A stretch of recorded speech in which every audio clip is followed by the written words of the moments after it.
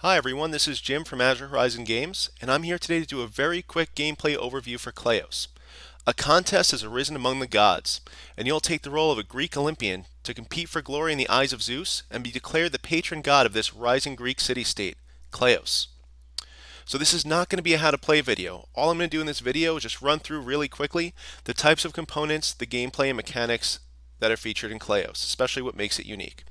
So Kleos mixes dynamic and tactical card play from your favorite games like Magic the Gathering, and especially the feel of Commander where you're doing big and powerful things, with a troops on a map, strategic hex-based combat board game. So you'll see each god has their own player board, their own god card, which kind of tells you how you set up, their own champion, which is always in play and leads your forces, a divine deck of unique powers that are specific to your god. On the board, we have a Fates deck, which is a shared deck among all players, common tropes of Greek mythology, Amazons, hoplites, sirens. An epic minion deck, epic heroes and monsters are placed out in the Greek islands. One of the cool things about Kleos is that you can send your minions up to those islands and recruit these epic heroes and monsters to join you. That both earns you glory for winning them over to your side, and also brings them out on the board so they can run around and mess up your opponents. There's a Zeus deck, which is like a catch-up mechanism. So if you fall very far behind, you can beg for Zeus's help, and he will begrudgingly give it to you. And then there's area control in these key points. So a lot of the strategy in the game is both in how you set up your squad and then in how you position them. Positioning is really key, especially it's a unique combat system that takes that into account. I'm not going to go too much into the combat system for this game, for this video, but I will do a separate video about it later. Okay, so you see I have this hand of cards.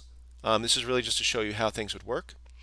Whenever you put a card into a spot on your board, you'll take the corresponding miniature token, minion token, and put it onto the board in the space next to your temple. So Heracles is always in play. He'll start there.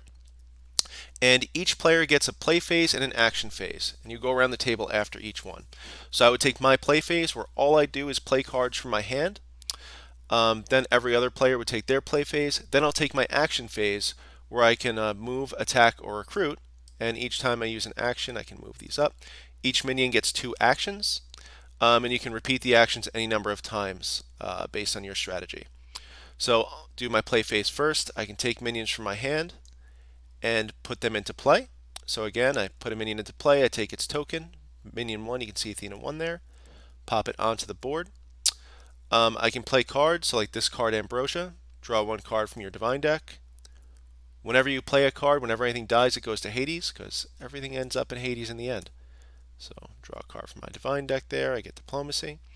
I have blessings, which are like upgrades for cards. These are from Athena's deck, so they're very thematic for her. The Aegis, Athena's legendary shield, will increase the defense and make it so that my minion can't be targeted by opponents. Athena's Owl will increase a minion's tactics and allow it to give its tactics bonus to allies in adjacent squares.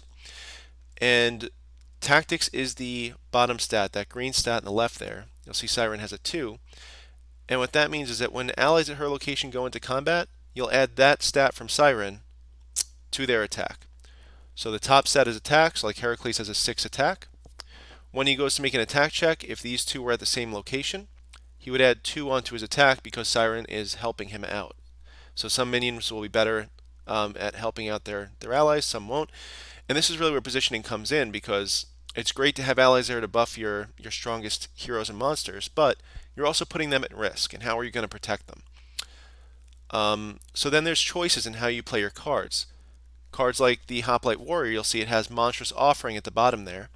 I can either put this into play as a minion, or from my hand, I can sacrifice it to the Siren to give it +1 attack and +1 tactics. Throw that under there. Cards like Harpy, during my play phase, I can discard Harpy to Hades to move a minion I control 1 space as a free action. So it can either be a minion on the board or I can do that. And cards like Priest of the Olympian Gods actually have 3 choices that you can make. So I can either use it as a Monstrous Offering, I can play it, or I can discard it from my hand to put Olympus's Favor onto one of my minions, which is essentially drawing Zeus's attention and allowing it to succeed more on any checks that it makes. Only one minion in the game can have Olympus's Favor, and it'll travel around the board. So if I have it on my Siren, and Dionysus was to take it. He can put onto his Master of Ceremonies. So a lot of the strategy is also in how you grab that and how you keep it for the entire round. Then we'll each get an action phase, where each minion we control can take 2 actions. Actions are move, attack, and recruit. So, for instance, moving is moving to an adjacent hex. Some minions like the Siren have Swift, where they can move 2 spaces on their first action, then 1 on their second. And as you take actions, you will move the cards up and down until they have no actions remaining. You can also send your minions to the Greek Isles from the port. Let's say actually that I wanted to recruit Pegasus, because that allowed me to show Mount as well. There's also Mount.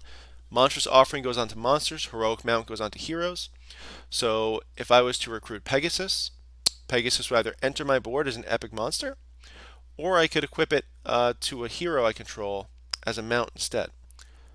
And what that is just like with our Monstrous Offering, we choose a hero, so Heracles is a champion hero. We can put Pegasus onto Heracles. He's now flying around the board. He gets Swift and +1 to all stats. Or let's say I wanted to recruit something like the Lernian Hydra. It would join my player board, join me at the Greek Isles, and now I can have this big bad monster running around the board next turn. The object of the game is to gain the most glory you can in 5 days. You gain glory by recruiting epic heroes and monsters. That would give me 1 glory. Having the most minions at the space on the board at the end of a round. And by defeating your enemies in combat. So again, I'm not going to go into combat in this video, just wanted to go over some of the choices. Really quick gameplay overview because I get a lot of questions about this.